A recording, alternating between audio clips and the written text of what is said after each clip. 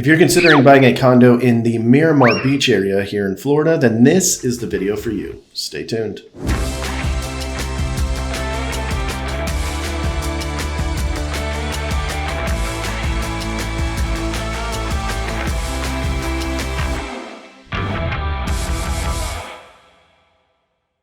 In this video, we're going to cover all the pros of purchasing a condo in Miramar Beach. If you've been to our area, maybe to Destin, Sandestin, maybe a little bit to the east of Miramar Beach to kind of the Santa Rosa Beach area, then I'm sure you've seen Miramar Beach or even stayed here. And if you have, you know that it is one of our most beautiful beaches and a bit more upscale than its surrounding areas. Some of the things that we really love about this area is the very consistent rental market here. Lots of folks want to come here to visit just because it's so beautiful. And it's not the same kind of feel as Destin, where you have more of the party crowd. Miramar Beach is a little bit more, dare I say, classy. So you're going to get a little bit of a different type of clientele here. You're going to spend a little bit more, but what you're going to get is a lot more resort style and a bit higher income. Not necessarily a different profit margin, but a higher level of income. And you're going to be able to charge a little bit more over in this area just because of the different type of audience that you're going to be kind of geared towards. Before we jump into all of the details that you need to know before buying a condo here in Miramar, I do want to thank all of the returning subscribers. If you have seen us before and you are back, welcome back. We appreciate you. And if you are brand new to the channel, well, I hope you find some value from it. And if you do, don't forget to hit that subscribe button and then ding that little bell so that you'll be notified every single time we do a new video.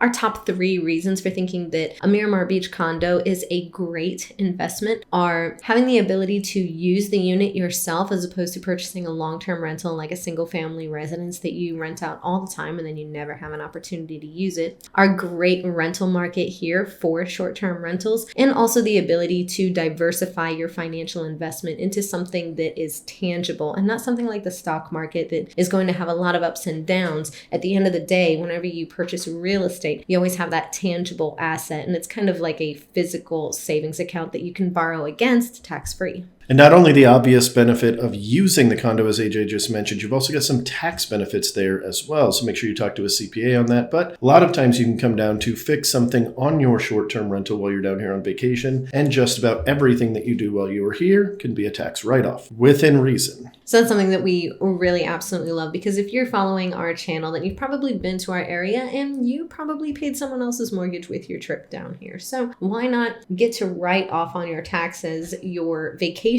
down here and then have other people pay your mortgage for you and continue to increase the value in your property, increase that equity, and then potentially reinvest it into another one, or just continue to pay it off or dip into it for maybe, you know, some college funds, whatever the case may be. Again, use it kind of like a savings account. So now that we have some of the biggest pros out of the way, let's talk about some tips for whenever you are ready to purchase a condo. So obviously the first thing that you want to do is you want to talk to someone that's knowledgeable in the industry. You don't want to be talking to an agent that's in a different state or someone that isn't knowledgeable when it comes to condos, because one of the biggest things that you're going to want to do, because this is an investment, is project your rental income, right? You need to know that those numbers work for you. So make sure that you're talking with an agent that is able to run those numbers for you very quickly, doesn't need to reach out to a different property manager or something like that to get you those numbers. You want those very quickly to know whether or not that property is good for you, because during that time that you're waiting on those numbers, you might miss out to someone else creating a bid at the same time. Now, a little shameless plug, since we're talking about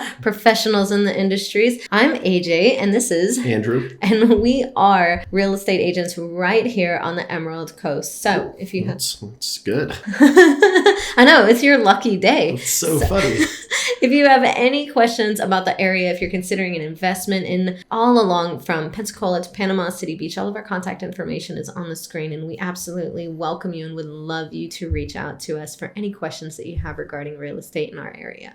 Another really important thing to consider whenever purchasing a condo is your financing options if you are financing. Of course, if you're coming down here paying cash, you don't need to worry about this portion. But if you are financing, condos are a different game. The lender that you've got out in California, New York, wherever you're from, is likely not going to have the same capability of closing these as other people. They might be Florida qualified, but a condo is a different game, I'm promising you. It is generally good to go with somebody local that has a lot of experience closing condos. There are a lot of extra things that they have to think about to get through underwriting and things like that. So now that I've beaten that dead horse, that's just an important step. And it might not seem like much to you. You might think, oh, well, I really like my lender. I trust my lender. I've been working with them. Maybe it's a credit union. You've been with them forever and ever. Amen. And they might be really confident that they're able to close something in our area. But we have seen so many times where someone is trying to use their own lender from out of state who's dual licensed, and it fall through at the end because they just weren't able to do it. And a lot of times when we're in a very competitive market, a lot of sellers agents are going to require that the buyers actually use a local lender before they even accept your offer. It might be a great offer, but especially if there are multiple on the table, that seller's agent is going to advise their seller to go with the offer that is with a local lender. I actually just had it happen to me.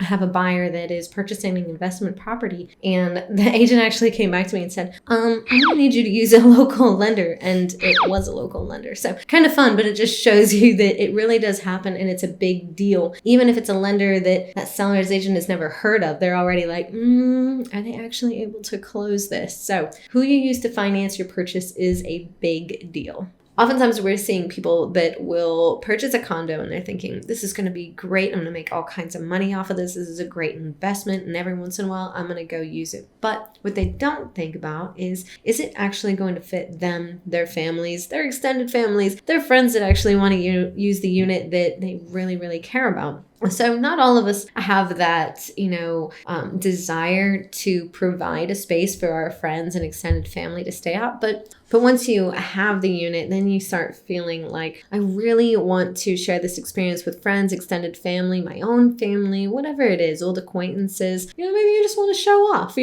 whatever the reason might be. We see it all too often where people will purchase a condo and then want to sell it to upgrade it to a larger one. So definitely take into consideration the long-term potential kind of use of the unit and what you want to do with it so that you're not having to purchase it twice. And whenever you're looking at these condos and you're researching them, we touched on this briefly, but I just really want to hit it home again. Checking out the numbers on the condo to make sure that it actually fits with what you're looking for is very important. Not every condo makes money, especially if you're getting a mortgage on it. If you're paying cash, just about everything is going to make some sort of money here, especially when done properly. But other ones, when you're getting a mortgage, you start adding in the mortgage, the HOA fees, all of your utilities, any of the other things that you need in the house or in the condo, such as internet, whatever, anything that you need for it in that capacity. Plus, you've got a management fee if you're not going to manage it yourself, which I do not suggest you manage yourself. I've had no less than a dozen clients purchase a condo at some point with the intent to manage it themselves and then ultimately handed it to a property manager. And I know you're thinking, well, property manager is only 10%, but on a short-term condo or a short-term rental in general, they are not. I've seen them as low as 15%, but that is very rare. I've not seen that in multiple years now at this point. It is typically between 25 and 35% of all gross rentals. So whenever you're looking at that nice $500,000 condo and you're seeing $50,000 of gross rent, you're thinking that's awesome. But all of these expenses start getting chunked down very quickly whenever you've got everything in place. So as AJ mentioned a little bit before, make sure that you've got somebody that can run all those numbers for you. And if you need somebody to do that help for you or do that for you, and that's what any good real estate agent should be doing for you to make sure that you have a no kidding number on what that condo will be bringing you in at the end of the day.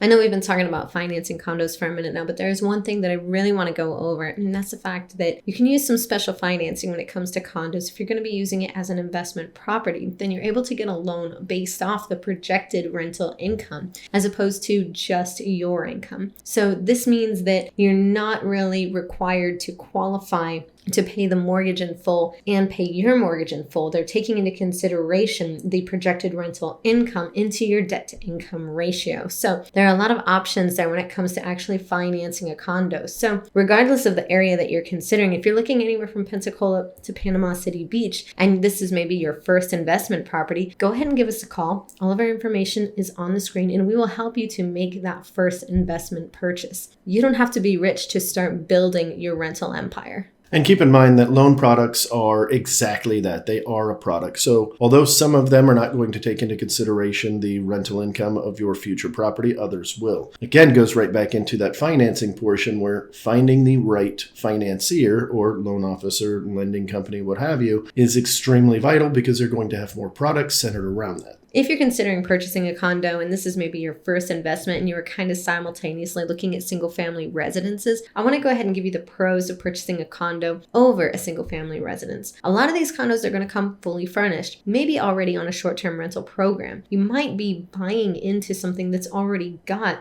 rentals in place. So this is something that's really great when it comes to purchasing. You're not having to worry about so many issues. Also, a condo, you really only have to worry everything about inside the unit as opposed to a full house. So whenever you purchase a condo, you're going to pay into your HOA, which is going to cover all of your, structural stuff. All of those fees are going to go towards the structures, whereas your insurance and taxes, all of that is just going to pertain to your unit specifically. So that means you have less to worry about in terms of actually protecting your asset. And it's really great because oftentimes your short-term rental is going to make more money than your long-term rental. So what does that mean for you as the owner? Well, generally a condo is going to have less maintenance issues. Now, not always. Stuff inside could be more expensive, but overall, you've got less to maintain, which means less maintenance costs. So just as a quick recap, we went over all the pros of purchasing a condo in the Miramar Beach area. And some of those pros were our stable rental market, your ability to use it as a vacation property and make money off of it instead of purchasing, a long-term rental property that you never get to use and never get to visit. And then also your ability to use it as kind of a tangible savings account. It's a physical thing instead of something like the stock market or Bitcoin, something like that. It's good to diversify and have at least one tangible asset. If you're still with us, then you must have found at least one little golden nugget of knowledge. So if you would, go ahead and hit that like button for us so that other folks can benefit from our videos as well. And if you haven't done so already, go ahead and hit that subscribe button and ding the bell so that you get notified every time we do another video. And we'll see y'all at the next one. Bye.